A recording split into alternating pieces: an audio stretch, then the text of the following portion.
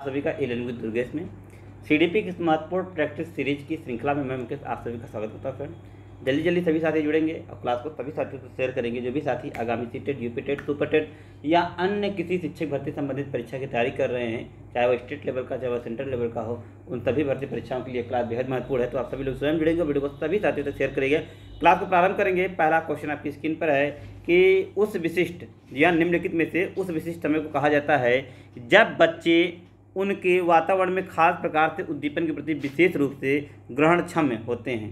First संवेदनशील अवधि, B मुखर अवधि, सी नम्यता काल और डी मानसिक अकर्मण्यता। बताइएगा इस क्वेश्चन का सही जवाब क्या है। जी हाँ, मतलब उस स्थिति को, इस विशिष्ट समय को क्या कहा जाता है कि जब बच्चे वातावरण में खास प्रकार के उद्दीपन के प्रति विशेष रूप से ग्रहणक्षम होते हैं, तो उस अवधि को फ्रेंड हम लोग संवेदनशील अवधि की संज्ञा देते हैं। विकल्प नंबर फर्स्ट इस क्वेश्चन का बिल्कुल सही और राइट आंसर होगा। Option number first is right answer. Next है, बच्चों के विकास की प्रगति को दूसरे की तुलना करके सही ढंग से शुद्धता और सटीकता के साथ मापा जा सकता है। बच्चों के विकास को प्रगति की दूसरे बच्चों से साथ तुलना करके सही ढंग से शुद्धता के साथ सटीकता से मापा जा सकता है, ये कथन है। इसके लिए कारण है विकास का स्वरूप व अनुक्रम एवं विकास की धीमी गति सभी बच्चों के लिए सार्वभौमिक रूप से सामान्य होती है। जी हाँ, बताना है क्वेश्चन के लिए सही जवाब क्या होगा, जल्दी से बताइएगा। कह रहा है कि बच्चों के विकास की प्रगति की तुलना दूसरे बच्चों के से करके सही ढंग से सटीकता से मापा जा सकता है। बात तो बिल्कुल गलत है भाई। आप दूसरे बच्चे से तुलना करके इस बच्चे की सटीकता आप कैसे बता सकते हैं? ये तो बिल्कुल सही तरीका नहीं है किसी भी बालक के विकास की प्रगति को नापने का, ये बिल्कुल गलत बात है। नेक्स्ट है, विकास का स्वरूप, अनुक्रमण एवं विकास की गति कभी सभी बच्चों के लिए, सभी ये टर्म में गलत है, क्योंकि प्रत्येक व्यक्ति में, प्रत्येक बालक के विकास की जो प्रक्रियाएं होती हैं बिल्कुल भिन्न भिन्न होती हैं। इसलिए यहाँ पर न कथन सही है न कारण सही है, अर्थात ए आर दोनों गलत है। विकल्प number fourth is the right answer. बढ़ेंगे नेक्स्ट क्वेश्चन की तरफ फ्रेंड। नेक्स्ट क्वेश्चन है, बच्चों के द्वितीयक सामाजिकरण की अवस्था, द्वितीयक सामाजिकरण की किस अवस्था, मतलब द्वितीयक सामाजिकरण किस अवस्था में प्रारंभ हो जाता है और वह स्कूल जैसे औपचारिक संस्थाओं में जाना कब शुरू कर देता है? शैशवावस्था 0 से 6 वर्ष होता है, प्रारंभिक बाल्यावस्था 6 से 9, माध्यमिक बाल्यावस्था 9 से 12, किशोरावस्था 12 से 18। बताइए किस अवस्था में द्वितीयक सामाजिकरण प्रारंभ हो जाता है? आप सभी को पता होगा, बिल्कुल सिंपल और बिल्कुल सरल सा क्वेश्चन है। आई होप आप सभी के आंसर बिल्कुल सही होंगे। आपको पता होगा कि बालक जैसे ही प्रारंभिक बाल्यावस्था में प्रवेश करता है तैसे वह सामाजिकरण के द्वितीयक संस्था, जिसको विद्यालय का नाम दिया जाता है, वहाँ पे जाना प्रारंभ कर देता है और साथ ही साथ वहाँ से वो सीखना भी प्रारंभ कर देता है। विकल्प number second is the right answer. विकल्प नंबर सेकंड इस क्वेश्चन का बिल्कुल सही जवाब है। नेक्स्ट क्वेश्चन है फ्रेंड, किस चरण में बच्चे परिकल्पनात्मक कथनों पर काम कर पाते हैं, कथनों में तार्किक संबंध देख पाते हैं तथा अनुपात जैसी अमूर्त संरचनाओं को समझने में सक्षम होते हैं? तो अमूर्त की जब बात हो रही है तो कुछ सोचना ही नहीं है, कुछ विचार करना ही नहीं है। विकल्प नंबर फोर्थ के साथ चलेंगे। अमूर्त संज्ञात्मक अवस्था पियाजे का यह काल होता है जिसमें बालक अमूर्त वस्तुओं, अमूर्त संरचनाओं के बारे में चिंतन करना प्रारंभ कर देता है। विकल्प number fourth is the right answer. Next question की तरफ बढ़ेंगे। नेक्स्ट क्वेश्चन है कि निम्नलिखित में से कौन सी पियाजे की संज्ञानात्मक विकास की सिद्धांत की आलोचना करता है? बच्चे का विकास उनके सामाजिक सांस्कृतिक संदर्भ पर निर्भर करता है। बच्चे सक्रिय प्राणी होते हैं। बच्चों की सोच वयस्कों की सोच में गुणात्मक रूप से भिन्न होती हैं। बच्चे का विकास वातावरण के साथ अंतःक्रिया करके होता है। जी हाँ, बताना है कौन सा विकल्प जो है वह आलोचना कर रहा है। देखिए, आलोचना यहाँ पर पहला विकल्प कर रहा है, क्योंकि सामाजिक संस्कृति की बात नहीं करते हैं, यह पूरी तरीके से संज्ञान की बात करते हैं। इनकी जो थियरी है वो पूरी तरीके से संज्ञान पर आधारित है और सामाजिक और सांस्कृतिक की बात करते हैं लेओ वाइगोस्की, इसलिए पहला ही कथन की आलोचना कर रहा है। बाकी के तीनों जो है वह समर्थन कर रहे हैं। इसलिए विकल्प नंबर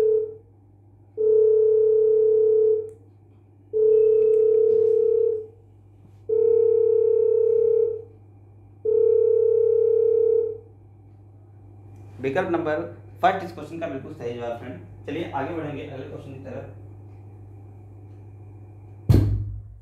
जी हाँ, अगला क्वेश्चन हमारे स्क्रीन पर है। नेक्स्ट क्वेश्चन को देखते हैं। चलिए,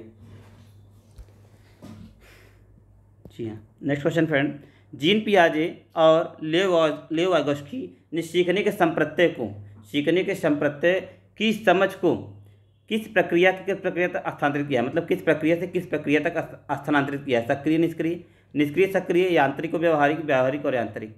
यहाँ किस प्रकार से विभाजित किया है, मतलब किस किस प्रक्रियाओं से, मतलब बालक किन किन प्रक्रियाओं के द्वारा लेओ वाइगोस्की और पियाजे के अनुसार सीखता है बच्चा? बताना है आपका आंसर कमेंट करके क्वेश्चन का सही जवाब क्या है। जी हाँ, जल्दी से बताएंगे सभी साथी इस क्वेश्चन का सही आंसर क्या होगा। तो देखिए, जीन पियाजे और लेव वाइगोत्स्की की समझ को निष्क्रिय से सक्रिय, मतलब जब बालक क्या था पहले निष्क्रिय रहता है, धीरे धीरे जब उसको संज्ञान होता है वो सक्रियता की तरफ बढ़ता है, इसलिए विकल्प नंबर सेकंड इस क्वेश्चन का बिल्कुल सही आंसर है। नेक्स्ट है, लेव वाइगोत्स्की के अनुसार सीखने का आधार क्या है? सामाजिक अंतःक्रिया, पुनर्बलन, दोहराव अभ्यास, स्कीम की संरचना में परिवर्तन। लेव वाइगोत्स्की के अनुसार सीखने का आधार क्या है? तो फ्रेंड आप सभी को पता है कि जब लेव वाइगोत्स्की की बात होती है तो सिंपल सी बात है, इनका जो टैगवर्ड है वह सामाजिक है। सामाजिक अंतःक्रिया द राइट आंसर इस क्वेश्चन का भी बिल्कुल सही विकल्प है, क्योंकि सामाजिक संस्कृति के सिद्धांत के जनक माने जाते हैं, तो इनके सिद्धांत में सामाजिक शब्द का जाहिर सी बात है प्रयोग होना बिल्कुल लाजमी है। लॉरेंस कोहलबर्ग द्वारा प्रतिपादित नैतिक विकास के किस स्तर पर व्यक्ति विश्वास रखते हैं कि समाज अपने नियमों के साथ बदलाव करने की जरूरत है? आज्ञा पालक व दंड अभिन्यास, अच्छा लड़का अच्छी लड़की का अभिन्यास, सामाजिक क्रम नियंत्रण और सामाजिक अनुबंधन का अभिन्यास। बताइएगा इस क्वेश्चन का सही जवाब क्या है, जल्दी से बताएंगे इस क्वेश्चन का सही आंसर क्या है। कि हम समाज के नियमों की बात कर रहे हैं, समाज अपने नियमों के साथ बदलाव करने की जरूरत है, तो सामाजिक क्रम नियंत्रण के अभिन्यास के अंतर्गत रखा जाता है, इसलिए विकल्प नंबर 3 इस प्रश्न का बिल्कुल सही जवाब है। नेक्स्ट है, होवर्ड गार्डनर के बहुबुद्धि सिद्धांत के अनुसार निम्नलिखित में से कौन सा जोड़ा बुद्धि के प्रकार के अंतः स्थिति अनुपालन संभावना के अनुसार सही है?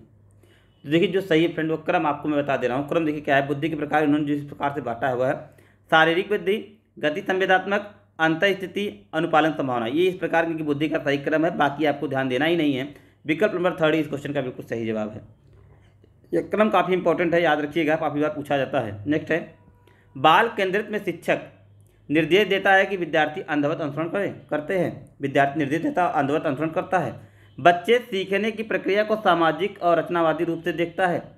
एक कठोर मानवीकृत पाठचर्या है, आकलन इस्तेमाल कर विद्यार्थियों की श्रेणी में बांटेगा। देखिए जो सबसे सही और सबसे सटीक विकल्प यहाँ पे हमको दिख रहा है वो विकल्प नंबर बी दिख रहा है कि बच्चों को सीखने की प्रक्रिया को सामाजिक रचनात्मक रचनावादी रूप से जो है देखता है, इसलिए विकल्प नंबर सेकंड इस क्वेश्चन का बिल्कुल सही जवाब है। विकल्प number second is the right answer, क्योंकि यहाँ पर बाल केंद्रित शिक्षा तभी हो सकती है जब हमारा सेकंड वाला विकल्प फॉलो किया जाएगा, तभी हम एक बाल केंद्रित शिक्षा की स्थापना कर पाएंगे। विकल्प number second is the right answer.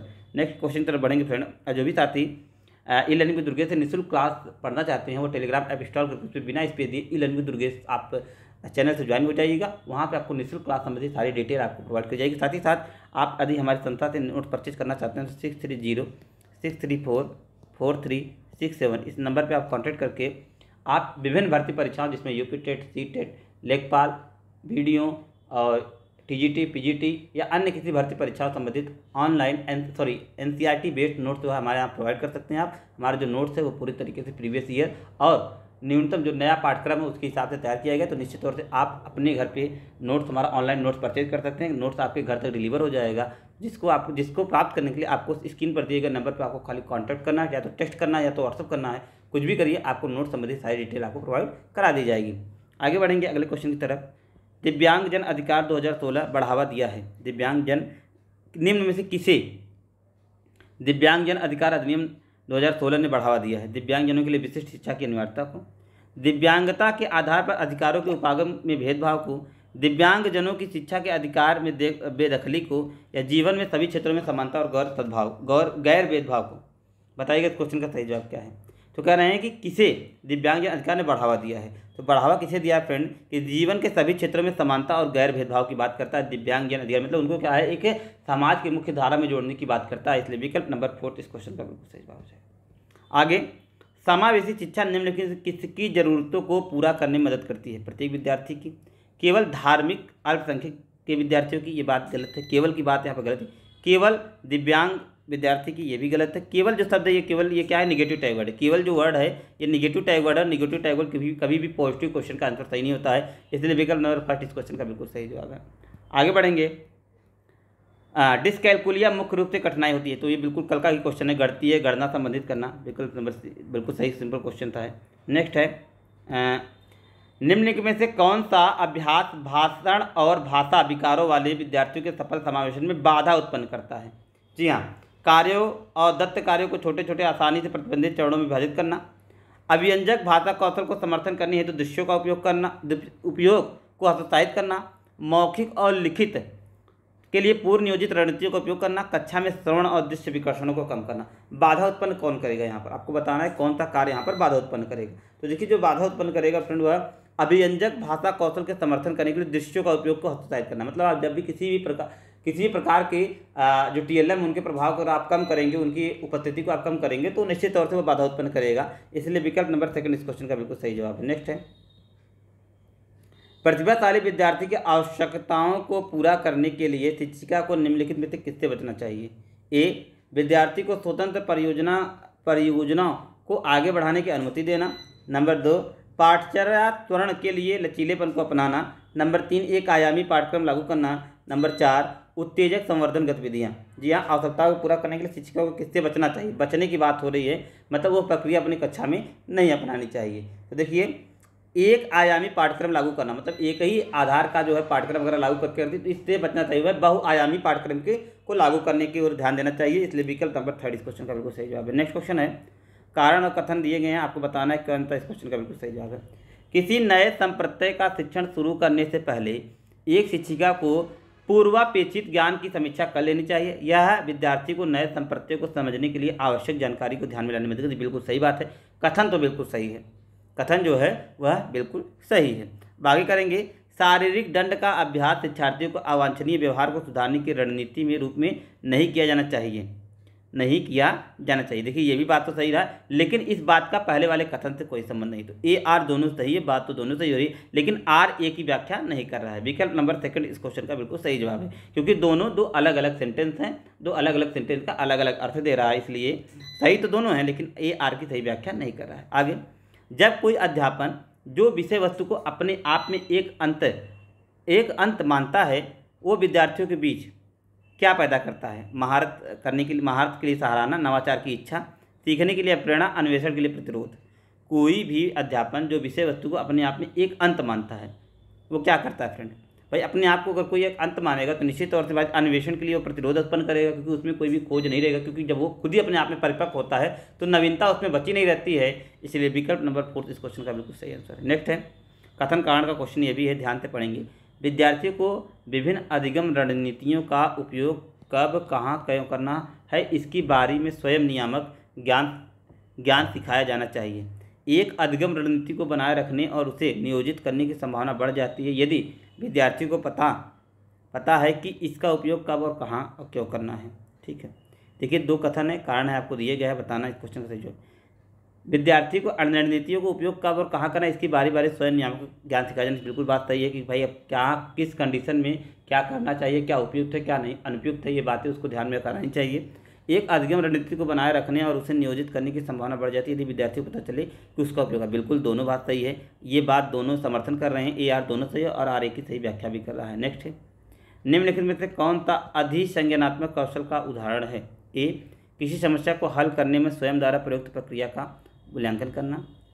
दूसरा, 2 चित्रों के बीच अंतर की पहचान। तीसरा, मीथेन का रासायनिक सूत्र जानना। और नंबर 4, एक विशेष राजवंश के कालानुक्रमिक क्रम को याद करना। बताइएगा अधिसंज्ञानात्मक कौशल का उदाहरण निम्नलिखित कौन सा है? तो अधिसंज्ञानात्मक कौशल का जो उदाहरण फ्रेंड वह है किसी समस्या को हल करते समय स्वयं की द्वारा प्रयुक्त हुई प्रक्रिया का मूल्यांकन करना, यह आपके अधिसंज्ञानात्मक कौशल का उदाहरण है। आगे, एक शिक्षिका अपने विद्यार्थियों के बीच प्रक्रियात्मक ज्ञान को सुसाध्य करना चाहती है। निम्नलिखित में से कौन सा प्रश्न इस उद्देश्य के लिए उपयुक्त है? ऑक्सीकरण अपचयन समीकरण को कैसे हल करें? DNA के घटक और संरचनाएं क्या हैं? कौन सा ग्रह पृथ्वी के सबसे निकट है? भारतीय राष्ट्रगान किसने लिखा है? प्रक्रियात्मक की बात हो रही, मतलब फ्रेंड प्रयोग करके सीखने की बात हो रही। जब प्रयोग करने के सीखने की बात हम लोग बताते हैं तो निश्चित सी बात है हम उसकी DNA के घटक और संरचनाओं के माध्यम से जो है उसको सिखाने का प्रयास करेंगे। जी हाँ, नहीं देखिए यहाँ पर बात हो रही है प्रक्रियात्मक ज्ञान की। तो प्रक्रियात्मक ज्ञान मतलब प्रयोग द्वारा हम लोग समीकरण जो है बना के सीखते हैं, वह हम आप लोग विकल्प नंबर 1 हो जाए। जो रसायन विज्ञान होता है उसमें हम लोग विभिन्न प्रयोगों के माध्यम से बच्चों को चीज़ें सिखाने का प्रयास करते हैं। इसलिए विकल्प नंबर 1 इस क्वेश्चन का बिल्कुल सही जवाब हो जाएगा। आगे, क्या एक कार्यपालक पंक्ति का एक कॉलम और प्रतिच्छेदन है? कौन सा इनमें से एक कार्यपालक पंक्ति का एक कॉलम और प्रतिच्छेदन है?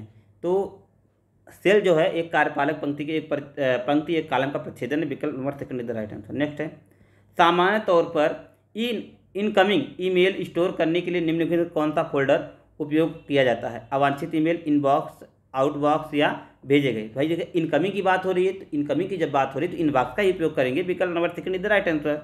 नेक्स्ट है MS वर्ड किसी तालिका में एक रॉ तथा कॉलम की न्यूनतम संख्या हो सकती है। MS वर्ड किसी तालिका में एक रॉ तथा कॉलम की जो न्यूनतम संख्या हो सकती है फ्रेंड, उनका जो नंबर होता है वो एक रॉ और एक कॉलम होता है। विकल्प number first is the right answer. Next है MS वर्ड किसी टेबल में टैब बटन दबाने पर की ओर चली जाती है, अगली तालिका की तरफ, पिछली पंक्ति की तरफ, पिछला कॉलम की तरफ या अगला कॉलम की तरफ। तो टैब दबाने पर जो होता है वह फ्रेंड वह आपके अगले कॉलम की तरफ बढ़ जाता है। विकल्प number fourth is the right answer. Next है MS वर्ल्ड 2016 मेन्यू आइटम के अंतर्गत इंसर्ट फुटनोट विकल्प दिखाई देता है।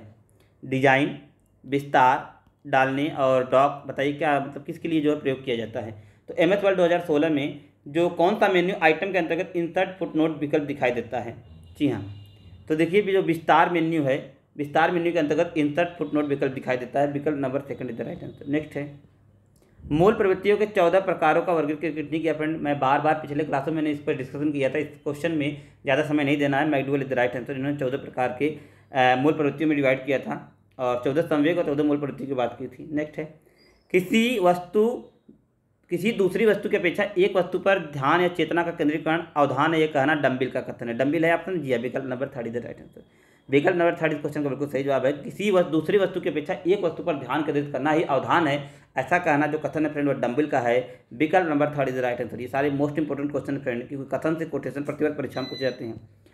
सुजन शास्त्र के पिता के रूप में नाम जुड़ा है, तो गाल्टन को फ्रेंड वह सुजन शास्त्र के पिता के रूप में जाना जाता है। विकल्प number second is the right answer. बाकी के आसन पढ़ने की आवश्यकता नहीं है, रास नहीं है, न क्रो हैं, न वुडवर्थ हैं, ये सारे कोई नहीं है। गाल्टन इस क्वेश्चन का बिल्कुल सही जवाब है। गाल्टन को सुजन शास्त्र के पिता के रूप में जाना जाता है। नेक्स्ट है 12 से 16 वर्ष के बालकों हेतु हिंदी में डॉक्टर एस जलोटा ने कौन सा परीक्षण किया है। 12 से 16 वर्ष के बच्चों के लिए हिंदी में डॉक्टर एस जलोटा ने कौन सा बुद्धि परीक्षण किया है। बताना है फ्रेंड जलोटा का जो परीक्षण है वह कौन सा परीक्षण है। तो देखिए आर्मी अल्फा टेस्ट, साधारण मानसिक योग्यता परीक्षण, अशाब्दिक बुद्धि परीक्षण या चित्रांतक परीक्षण। तो जो परीक्षण उनका नाम है साधारण मानसिक योग्यता परीक्षण। विकल्प number second is the right answer. Next है बुद्धि के द्विकारक सिद्धांत के प्रतिपादक स्पीयरमैन बोले जाते हैं फ्रेंड। विकल्प number second is the right answer. Next है पूर्व अनुभव के आधार पर संवेदनाओं का अर्थ प्रकट करना या अर्थ प्रदान करना कहलाता है।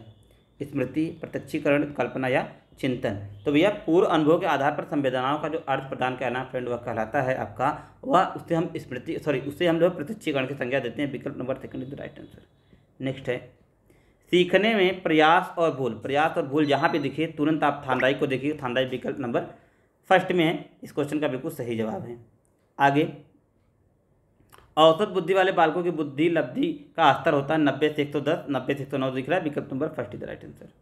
जी हाँ, ये सारे बहुत ही सिंपल से क्वेश्चन, लेकिन काफ़ी बार परीक्षा में पूछे गए क्वेश्चन है। नेक्स्ट है निम्न में से तरल क्रिस्टलीय बुद्धि प्रतिमान के प्रतिपादक माने जाते हैं। जी हाँ, तरल क्रिस्टलीय जो बुद्धि प्रतिमान के प्रतिपादक माने जाते हैं RB कैटल जी माने जाते हैं। जी हाँ, विकल्प नंबर थर्ड इस क्वेश्चन का बिल्कुल सही जवाब है। RB कैटल को तरल क्रिस्टलीय बुद्धि प्रतिमान के प्रतिपादक के रूप में जाना जाता है, इसलिए विकल्प नंबर थर्ड इस क्वेश्चन का बिल्कुल सही जवाब है। क्रिया प्रस्तुत अधिगम सिद्धांत के प्रतिपादक के रूप में किसको जाना जाता है। यदि मैं इसको सरल कर दूँ तो आर्य थियरी के प्रतिपादक के रूप में किसको जाना जाता है। आर्य थियरी के जो प्रतिपादक हैं वो आपके BF स्किनर हैं, जो एक यूएसए के मनोवैज्ञानिक हैं। विकल्प नंबर फोर्थ इस क्वेश्चन का बिल्कुल सही जवाब है। विकल्प number fourth is the right answer. और जिन साथियों ने विकल्प नंबर फोर्थ कमेंट किया उन सारे साथियों के जवाब बिल्कुल सही हैं। विकल्प number fourth is the right answer. तो ये था आज का क्लास। आई होप आप लोगों ने क्लास को एंजॉय किया फ्रेंड। मिलेंगे नेक्स्ट लेक्चर में, तब तक के लिए बेस्ट आप लोग। Thank you, good bye.